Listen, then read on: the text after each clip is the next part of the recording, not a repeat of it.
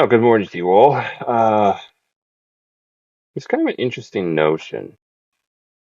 I think we tend to think of instincts as being things that are immutable characteristics of ours, right? They're with you whether you like them or not. And I think there's an element of that that is true, but I don't think it's as cut and dried as that, though. On some level, you can train instinct into yourself, and you can also train yourself out of instincts, I think. You could think of police officers, right? One's first instinct in a firefight as a lay member of society is quite probably to panic, right?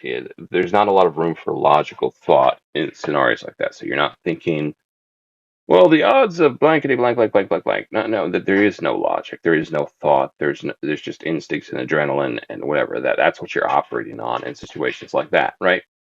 There's too much coming at you for logical thought. So you train the right instincts into your police officers, into your soldiers, into whatever, so that when they're in that scenario, they don't think, they just do the right thing instinctively. Um, Vice versa, you could actually think about divers or whatever, right? I've heard this, for the record, I'm not entirely sure if it's true, but the idea would be that even if they pass out underwater and come up to the surface, they literally, like, they won't breathe until they start feeling like air on their face. So you want to like blow into their face or something so they actually start breathing. Because even if they're above water, like they've trained themselves into this so much where they won't start to breathe. They kind of lost that instinct to breathe unless they feel it on their face. So to some extent, I think it could be argued that instincts are a thing that you can train yourself into and a thing that you can train yourself out of.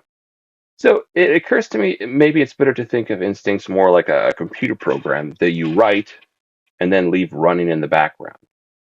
But in theory, you could turn it off or on to some extent at will, or when it's useful, or when it turns out to not be useful.